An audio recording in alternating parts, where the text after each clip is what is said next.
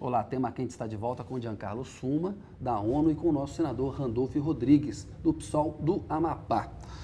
Pergunta para os dois aqui. A China tem uma nova classe média, o Brasil está com uma nova classe média, a Índia também está com uma nova classe média. Essas pessoas chegam ao mercado de consumo e elas aspiram uma melhoria no seu padrão de consumo. E querem ter um padrão de consumo como o americano tem, como o europeu tem, ou seja, é legítimo querer melhorar de vida. Muita gente diz o seguinte: se todo esse pessoal tiver o atual padrão de consumo, o planeta entra em colapso. Como é que a gente faz então e responde a essa questão, Giancarlo? Todo mundo vai ter que reduzir o seu padrão? O planeta dá conta de dar o mesmo padrão a todo mundo? Não dá. Um cálculo aproximado diz que se toda a população desses emergentes que você citou, mais alguns outros, tivesse um padrão de consumo energético e de materiais, enfim, da classe média norte-americana, precisaríamos de 5 planetas Terras. Portanto, não dá. A conta não fecha. A conta não fecha. E como, evidentemente, não é possível, é imoral, mas é principalmente impossível dizer, vocês não, chegaram tarde, vocês não têm não podem direito, consumir. não podem. A questão se trata de, esse é o grande desafio global das próximas décadas, uma reformulação do modelo de consumo global. Randolfo, essa questão, como é que a gente faz? A nova classe média brasileira quer consumir como a antiga classe média consome, como a americana consome, a europeia. É legítimo para os indianos, para os chineses? Como é que fica essa questão na sua avaliação, Randolfo? Olha, nós já somos um dos maiores produtores de alimentos do planeta, né? O nosso problema não é a ausência de terras agricultáveis. Estudos das diferentes instituições, da própria Confederação Nacional de Agricultura, dá conta da quantidade de terras agricultáveis que nós temos.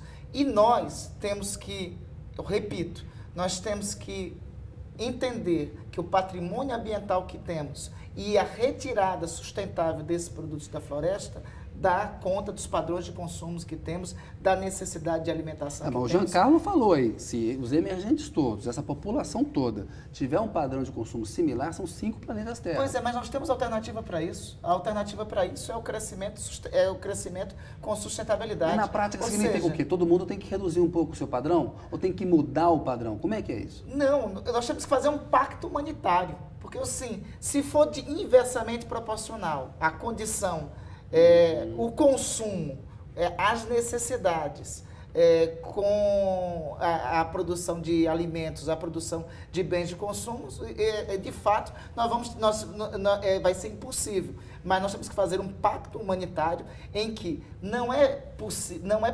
necessário invertermos o padrão de consumo que nós temos hoje. É possível, nós temos um padrão de consumo com as gerações que virão, com os anos que virão. Giancarlo. Eu faço um exemplo. Diga. Transporte individual, carro. Realmente todos estamos almejando um planeta no qual cada cidadão adulto tenha um carro? Onde vamos enfiar todos esses carros? Quer dizer, já estamos vendo as cidades brasileiras em colapso, parando por isso. Claro, estão parando. É uma falsa liberdade o carro individual. As metrópoles europeias mais avançadas diminuíram o transporte individual, há menos carros circulando. Nós temos alternativas a isso, né? Exatamente. Nós temos alternativas. Transporte público. O que eu estou estabelecendo, nós temos que construir um pacto humanitário. O que é fundamental e o que nós não podemos diminuir, a quantidade da produção de alimentos para todos. Exatamente. E isso é possível com crescimento sustentável. O que não é fundamental, o que é supérfluo e nós podemos reduzir, minimizar e mediar. Por exemplo, a emissão de poluentes, a quantidade de carros que temos. Temos que construir caminhos alternativos. Tem que incentivar a construção de ciclovias, tem que, inclusive, incentivar as ciclovias para nós vivermos mais. Se mais tempo nós andarmos de bicicleta, mais exercícios físicos nós faremos e aumenta a possibilidade e a expectativa de vida nossa. Ou seja, nós temos que construir um novo pacto humanitário. Esse pacto humanitário realmente é incompatível com a ganância do capital. Aí, talvez o debate temos que colocar é o seguinte: se o modelo de desenvolvimento do capitalismo, com os padrões que ele estabeleceu de consumo, e na verdade que são padrões de concentração de consumo na mão de uma minoria, se esses padrões são possíveis para a continuidade da espécie humana no planeta. Giancarlo, uma última palavra sobre a Rio+20 aí. Bom, nós esperamos que seja um sucesso. Para que isso aconteça, evidentemente, é necessário que haja uma pressão da sociedade civil global, no mundo inteiro, em cada país, com relação aos seus próprios governos, para que sejam tomadas decisões certas em mais 20, que sejam deixados de lado os egoísmos e também a visão de curto prazo. A crise econômica que tem na Europa, que tem nos Estados Unidos, vai acabar. Ano mais, ano menos, acaba. O planeta é só um, temos que tomar decisões, às vezes até difíceis, mas temos... E, portanto, é necessário que a sociedade civil se mobilize para ajudar esse processo de tomar decisões positivas, e nisso contamos também, e por isso agradeço esse convite, com a mídia, que tem que ajudar eu acho que a questão econômica é importante. O Randolph falou muito bem a questão do pacto humanitário, uma maior conscientização. A gente vê isso nas novas gerações, mas assim, tem que ter valor, isso tem que trazer benefício econômico e melhoria também no seu padrão de vida, né? Uma economia mais sustentável. É uma equação difícil para a gente chegar ali ao resultado. A gente vai tentar. Vamos falar de uma notícia triste. Morreu na noite de ontem, aos 88 anos, o escritor Milor Fernandes, morreu no Rio de Janeiro. Escritor sem estilo, como ele se autodefinia, né? Ele escreveu roteiros de cinema, peças de teatro, artigos, crônicas, enfim, um craque. Era um sucesso de crítica e de público em tudo que o Milor fazia. Tinha mais de 285 mil seguidores no Twitter. Ele teve uma parada cardíaca e uma falência múltipla dos órgãos. O corpo do Milor será velado e cremado amanhã. Desenhista, dramaturgo e jornalista de piadas corrosivas, cheias de duplos sentidos, Milor Fernandes não se considerava um humorista. Eu não sou humorista, até não gosto do termo humorista. Eu sou um jornalista que, por acaso, tem uma característica maior do humor. Com apenas 14 anos, iniciou sua carreira no jornalismo e já aos 19 foi contratado pela revista O Cruzeiro, uma das mais importantes publicações da época.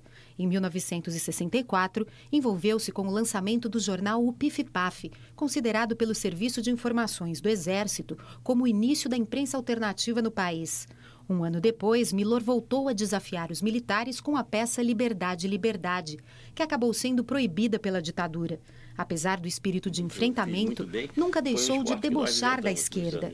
A diferença fundamental entre direita e esquerda é que a direita acredita cegamente em tudo que lhe ensinaram e a esquerda acredita cegamente em tudo que ensina. Chargista aclamado, fez dos políticos e do Brasil alguns de seus alvos prediletos e nunca teve medo de ser politicamente incorreto. O melhor movimento feminino ainda é o dos quadris. Eu não quero viver num mundo em que não possa fazer uma piada de mau gosto. Como um dos fundadores do Pasquim, em 1969, desafiou a repressão com um jornal que criticava o regime militar de forma irreverente.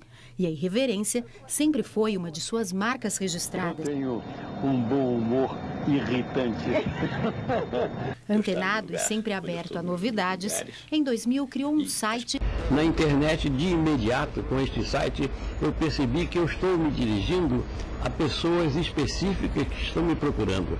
Pessoas que, em sua maioria, eu acredito e espero que só estejam me procurando porque tenham alguma simpatia por mim. Você vê hoje os teus trabalhos em todas essas áreas. Eu sou indecentemente feliz.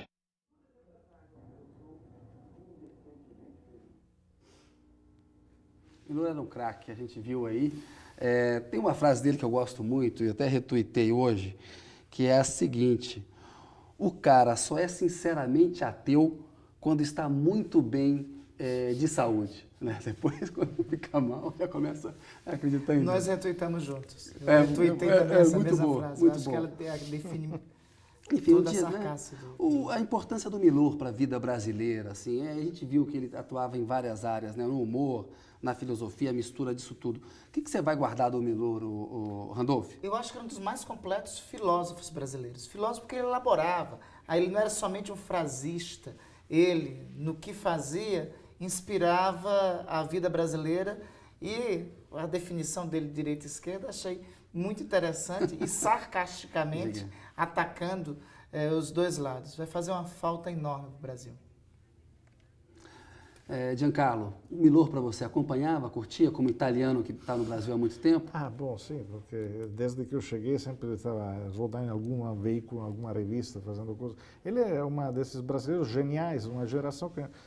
Bom, praticamente foi longa vida ao Ziraldo, porque é o último dessa geração que ainda está firme e forte. Vou dar o resultado da enquete agora, que nós perguntamos se Economiza água, não tem um valor científico, mas a sinceridade foi grande. 52,63% disseram que sim, que economizam água, mas 47,37% disseram que não. Então, um resultado alto aí. Pessoal, hoje, infelizmente, está chegando aí ao final a edição diária do Tema Quente. Em abril, o programa passará a ser semanal, toda quinta-feira, às 23 horas. Ele vai estar aí com você, confira na tela da Rede TV. A estreia da versão semanal está marcada para o próximo dia 12, né? A gente quer agradecer o apoio dos telespectadores, dos internautas, nesses quase 5 meses de programa diário. Muito obrigado também a todos os convidados que participaram aqui do Tema Quente. Boa noite para o Giancarlo, boa noite para o Randolph, né? Boa noite, eu queria também um agradecimento especial para a equipe do programa, a nossa diretora argentina, a Mônica Gugliano, a apresentadora Patrícia Zorzan e os produtores, a Bruna Fazano, a Thaísa Dias, o Leandro Kleber. Queria agradecer também a apresentadora Amanda Klein, que começou esse projeto com a gente e hoje está no Rede TV News. E a editora regional aqui de Brasília, a Noeli Menezes, e a toda a equipe dela, que sempre apoiaram muito o Tema Quente, produzindo reportagens para a gente ali bem em cima da hora, nos ajudando bastante. Muito obrigado também a todo o pessoal da nossa área técnica, aí de São Paulo, aqui de Brasília também. Enfim, valeu, obrigado pela audiência, boa noite. Acompanhe as notícias do dia mais tarde no Rede TV News e fique aí com a imagem inesquecível do Milor Fernandes.